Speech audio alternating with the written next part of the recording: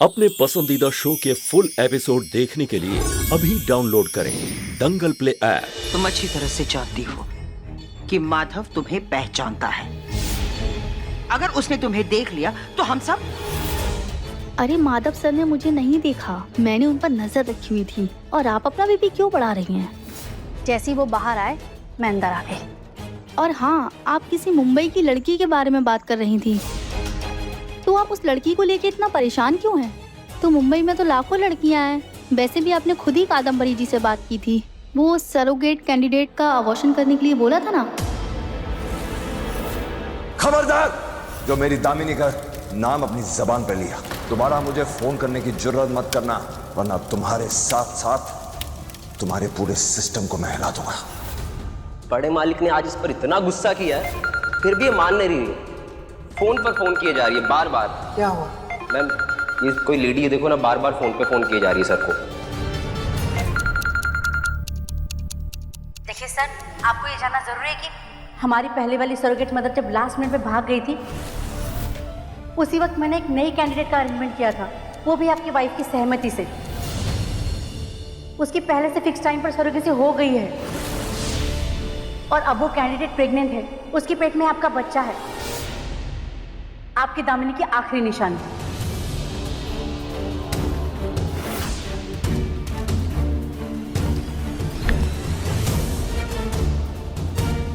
अरे जब दामिनी ही नहीं रही, उसकी निशानी रख के क्या करूंगा मैं? मुझे वो बच्चा नहीं चाहिए। गिरा दो वो बच्चा। सर ये कैसे? हाँ, अच्छी तरह से हमें याद है, पर तुमने भी तो ये कंफर्म किया था कि उसका अबॉर्शन हो गया है। मुझे नहीं पता कैसे आई, ये पक्का पता है कि बच्चा गिरा दिया था। अच्छा, उस सरोगेट कैंडिडेट का नाम तुमने पता किया?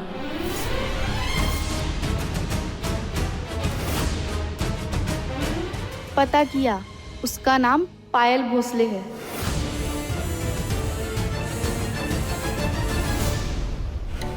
अगर वो पायल भोसले है तो कौन है ये लड़की जो मुंबई से 4 महीने के बच्चे को लेकर ढोलक वाले चौल से निकलकर सीधे हमारे घर में आई है? हमें आराधना पाटिल के बारे में और जानकारियां हासिल करनी होंगी। तुम जाओ, जाकर पता लगाओ। जाओ।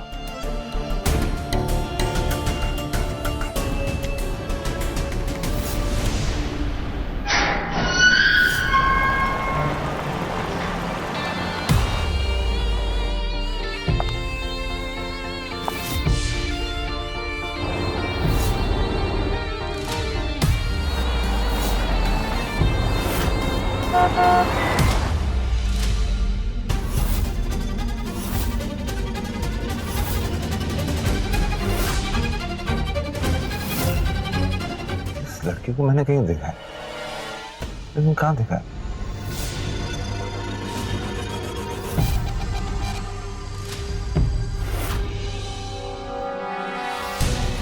ये है भारद्वाज सर और ये है साधना। ये तो साधना है, लेकिन ये यहाँ क्या कर रही है? अरे सुनो, अरे सुनो,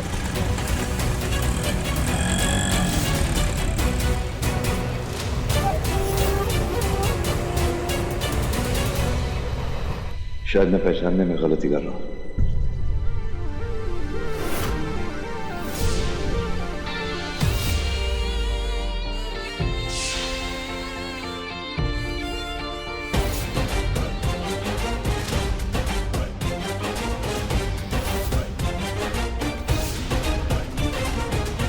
इतने दिनों बाद तुम्हें फॉर्मल में देखकर बहुत अच्छा लग रहा है माधव। पर हम तुमसे एक बात पूछना चाहते हैं, इस तरह अचानक बिना किसी को बताए तुम कहाँ चले गए थे? जो अचानक हुआ है वो आज से अक्सर हुआ करेगा। मैं ऑफिस गया था। जिस लड़की ने कल हमारे घर के एक फैमिली मेंबर पे इल्जाम लगाया था, उसे एक बात का दुख था कि जो हरकत, जो बदतमीजी उसके साथ हुई कहीं और नहीं बल्कि भारद्वाज मैंशन में हुई। जो कुछ भी घर पे हुआ वो बिजनेस में ना हो, इसलिए मैंने फैसला लिया है कि आज से मैं बिजनेस को सुपरवाइज करूंगा।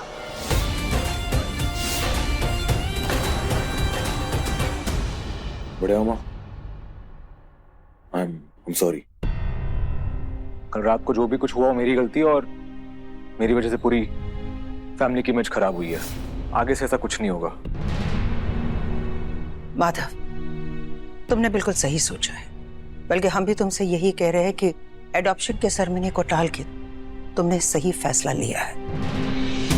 और जब तक आर्यन भारद्वाज परिवार के नाम अपने नाम से जोड़ने के लिए काबिल ना बन जाए, इस घर में एडॉप्शन की बात बिल्कुल भी नहीं होगी।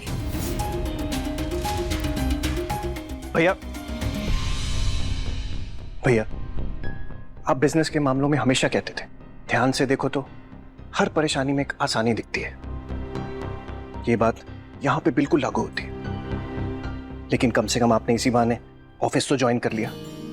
भैया, क्या आपको याद है हम दिवाली के अगले दिन घर के सारे वर्कर्स के साथ आफ्टर दिवाली पार्टी किया करते थे? और आपको याद है दामिनी भाभी ने इस सब की शुरुआत की थी।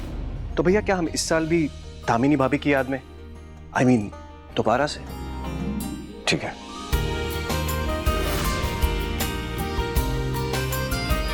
और हाँ, दामिनी की फोटोग्राफ जहां पे भी थी उसे वहां लगा दीजिए।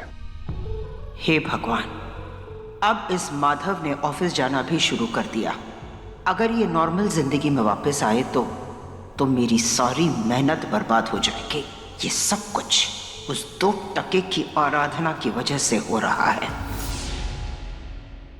मालिक, आपने जो गाड़ी मंगवाई थी वो आ गई है। तो जिसके लिए मंगाई उसे दे दो।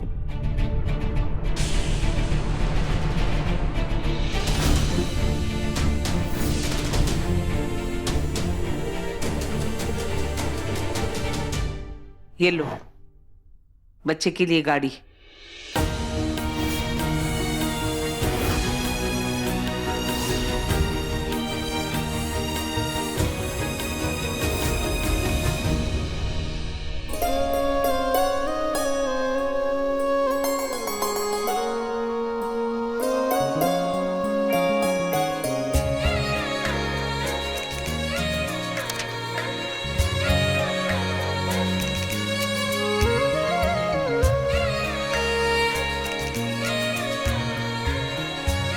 मुझे ना लगता है कि बच्चा माँ के पेट के अलावा उसके दिल में भी पलता है। और मुझे हमारा बच्चा मेरे दिल में महसूस हो रहा है। आराधना, बाहर क्यों खड़ी हो? अंदर आओ, मैं तुमसे बात कर रहा हूं।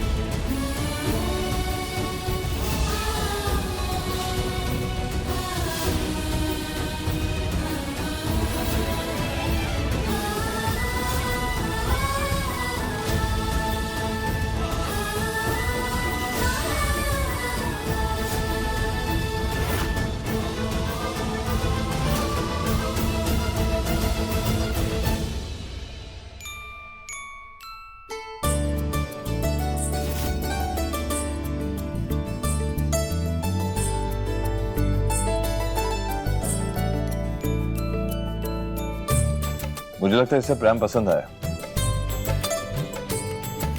तुम एक काम करो, आज से तुम घर के अंदर का काम करना।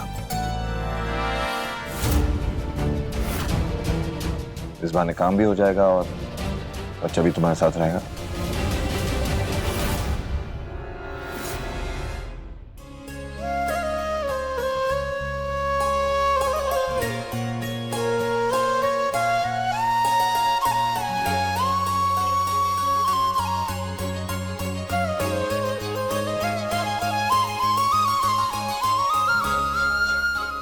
रिश्तेदारी की दुनिया में इन नज़दीकियों को क्या कहते हैं, ये तो मुझे थोड़ा थोड़ा समझ में आ रहा है, लेकिन इन सबको कैसे समझाऊं?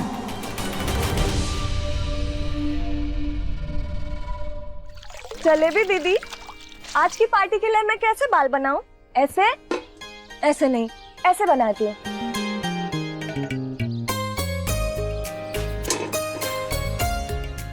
दीदी, तो बोलो ना मुझ पर क्या अच्छा अरे लगेगा? जैसे बनाने बना ले, जैसे भी बनाई ना तू वैसी दिखेगी, कुछ फर्क नहीं पड़ने वाला।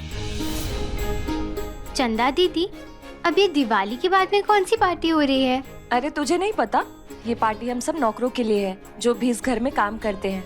इस पार्टी में हम सबको नए कपड़े मिलते हैं, गिफ्ट्स मिलते हैं, होटल का खाना और शाम के बाद हमें कोई काम भी नहीं करना पड़ता।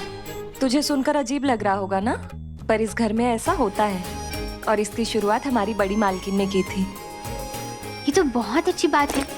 आखिर नौकरों के लिए इतना कौन सोचता है? हमारी मालकिन सोचती थी। हम तो बस भगवान से यही प्रार्थना करते हैं कि हमारे मालिक को जल्द से जल्द हमारी मालकिन जैसी कोई और मिल जाए जो उन्हें खूब खुश रख सके। जितना दिमाग है ना उतना ही सोचा कर तू। हमारी मालकिन जैसी दूसरी कोई नहीं हो सकती, उनकी जगह कोई नहीं ले सकता, समझ गई?